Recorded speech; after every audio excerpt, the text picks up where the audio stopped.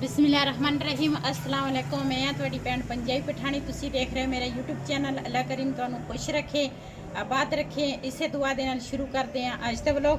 अज मैं तुहाडे वास्ते नवी एक रेसिपी आई है। पहले वाले चैनल ते मैं कई बार ये रेसिपी बनाई है, लेकिन अज जिहड़ा नवा चैनल है ना, काफ़ी मेरे भैन भरा कोई नवे होणगे ते अज मैं बनाउण लगी हाँ तुहाडे नाल हर तरह जेड़े जेड़े सीन होणगे शेयर करांगी। पहले आटा गुन्नांगी, तंदूर जेड़ा वा ना वो गर्म कर लिया वा।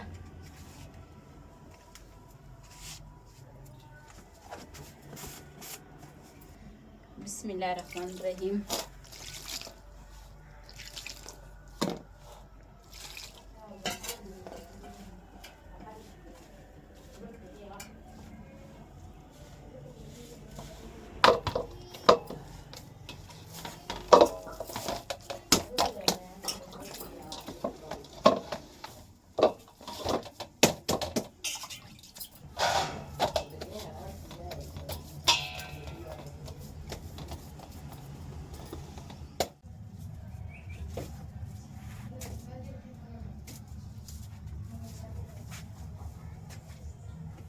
చూడ పతనంద కొడుకు చిరి ఓర్సవలేదు తకే పోయి ఒకసారి చూస్తా।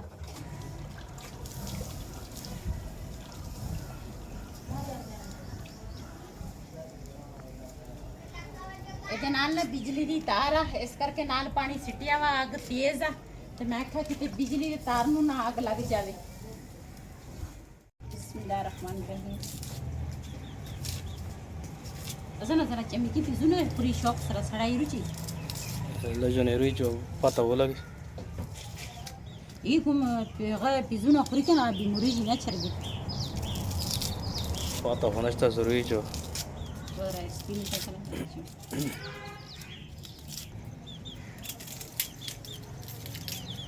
या हो सेहत की सही दी। हाँ माशाल्लाह स्तर बुशी मैं होदा बली ना ऊपर के ना। हाँ बली ने ना रुशिदा से बंदी भी के ना या वो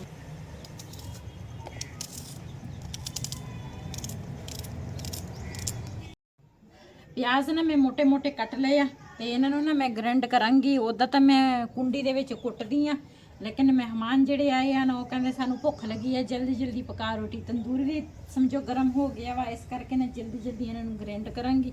ਗ੍ਰਾਈਂਡ ਕਰਕੇ ਤੇ ਫਿਰ हम दूसरा पकावांगे रोटी। काम काम है तक पहले चुनिया सरा ऊपर प्याज बरीक बरीक कट के चूचिया नु पाया वा। इन्होंने अगे कभी प्याज खाते नहीं, वैसे कहते प्याज खावे ना तो बीमारी नहीं आती है मुर्गियां नूं, ते तां मैं पाया। मैं आख्या चल खा लैणगे, आउंदे नहीं नेड़े। सुक्का धनिया पहले मैं ना लैके आई सी, वो बड़ा साफ सीगा। आह धनिया ना साफ करना पैंदा वा, इन्ना साफ नहीं है। तो धनिया भी सुक्का पावांगी, ਉਹਦੇ ਨਾਲ ना टेस्ट बहुत ज़्यादा ही बनता। दूसरा मिसियां रोटियां का ना टेस्ट अच्छा बनता वा।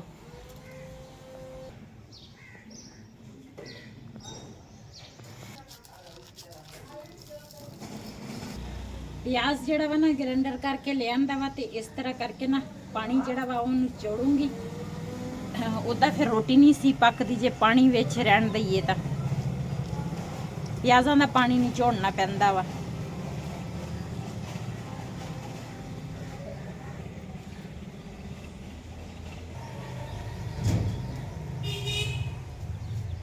ਪਿਆਜ਼ ਮੈਂ ਸਾਰਾ ਨਿਚੋੜ ਲਿਆ ਵਾ, ਤੇ ਇਹਦੇ ਵਿੱਚ ਮੈਂ ਸੁੱਕਾ ਧਨੀਆ ਪਾਵਾਂਗੀ,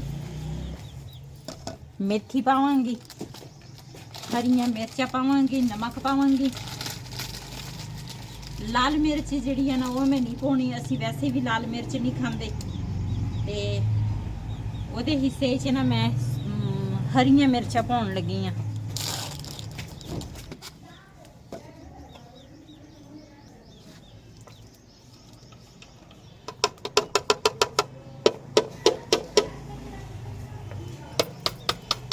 मिक्स करांगी बेसन।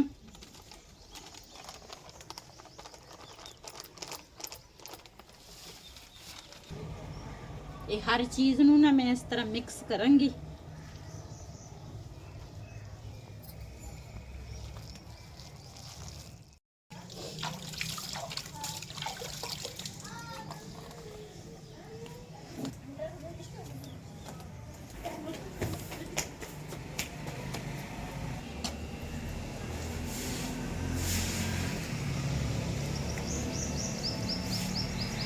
बाल स्लो है, बाल स्लो Kasa sokata ligada. दे Mimi wala gawal na cha. De rasta se me wakal por balsi. दे तजर्बा ले दो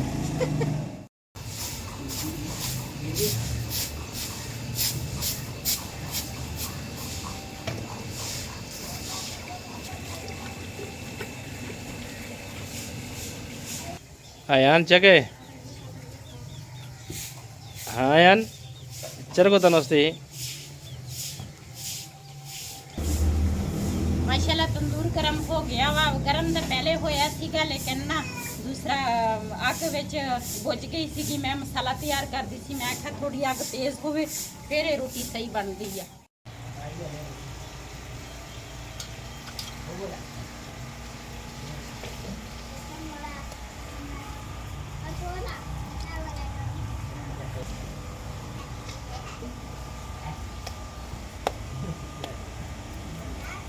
मज़ेदार रोटी बहुत लगती है थोड़ी मेहनत भी करनी पैंदी है पेट खातर कहते मेहनत करनी पैंदी है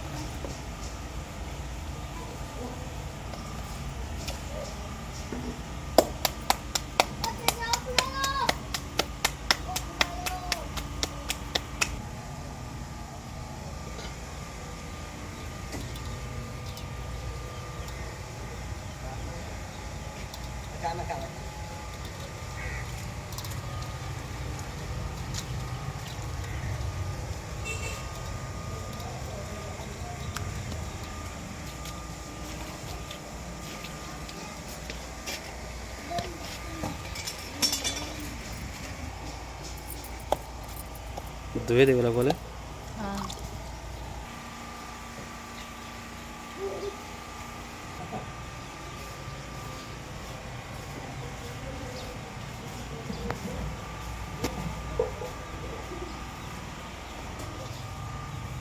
माशाल्लाह चमड़ा शिस्ता मड़े तो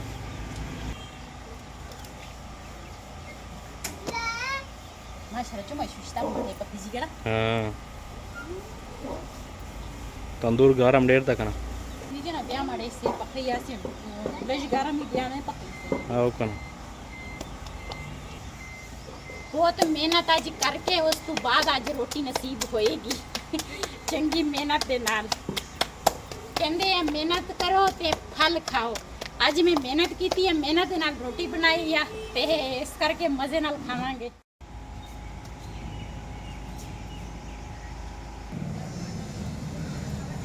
माशाल्लाह रोटियां तैयार हो गई वा रोटियां पक गई ते हुण इन्हां दे उपर ना देसी घिओ लावांगे फिर मजे नाल असीं खावांगे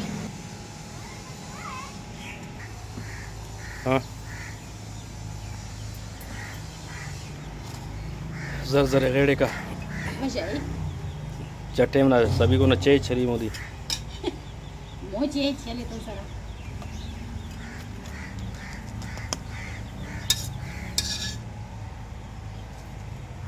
वो बस कर की बड़ा महंगा ही अभी देसी कीड़ी भी देसी या गिर करो 1000 रुपये किलो हो गया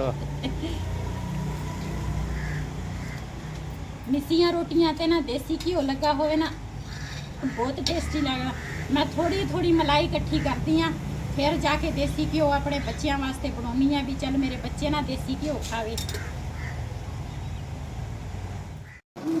बाल्टी दे विच लस्सी बनाई आ दोपहर दा टाइम आ दोपहर दी रोटी होवे तंदूर दी ते मिसियां होवे ते बहुत मजेदार हुंदियां ते नाल देसी घिओ ऊपर लाया वा तुसी खानी है जिन्हें जिन्हें रोटी खानी है ते आज साडे नाल रोटी मिसियां खा सकदे आ मैं खाऊंगा ते असीं हुण खाण लगे आ रोटियां मिसियां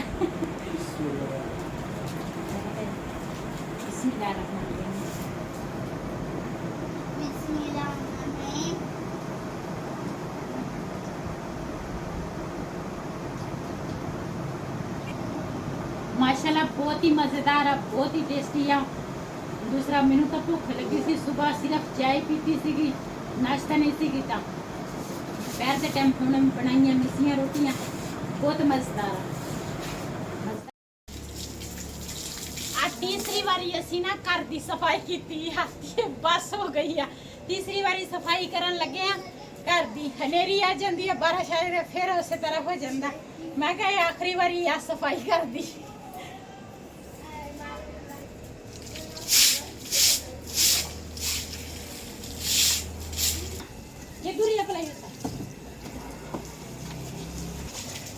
अयान चगे ओ अयान चलो गए ए गंदा। ये है जी माशाल्लाह हमारे इलाके का खजूरों का बाग, माशाल्लाह बहुत ही खूबसूरत है। खजूरें भी लगी हुई हैं, बहुत प्यारा व्यू है देखें।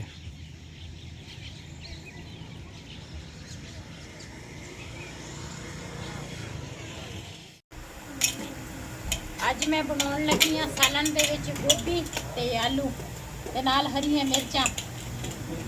ਤੇ ਅਸੀਂ ਤਾਂ ਖਾਣੀ ਕੋਈ ਨਹੀਂ, ਜਿਹੜੇ ਮਹਿਮਾਨ ਆਏ ਆ ਨਾ ਉਹ ਮਿਰਚਾਂ ਖਾਂਦੇ ਆ। ਤੇ ਇਸ ਵੀਡੀਓ ਦਾ ਮੈਂ ਇੱਥੇ ਕਰਾਂਗੀ ਐਂਡ। ਅੱਜ ਦਾ ਵਲੋਗ ਮੇਰਾ ਇਹ ਸੀ। ਅਗਰ ਮੇਰਾ ਵਲੋਗ ਪਸੰਦ ਆਇਆ ਹੋਵੇ ਮੇਰੇ ਇਸ ਚੈਨਲ ਨੂੰ ਸਬਸਕ੍ਰਾਈਬ ਕरें, ਲਾਈਕ करें, शेयर ज़रूर करें। इसी के नाल अपनी भैन को दो इजाज़त। अल्लाह हाफ़िज़।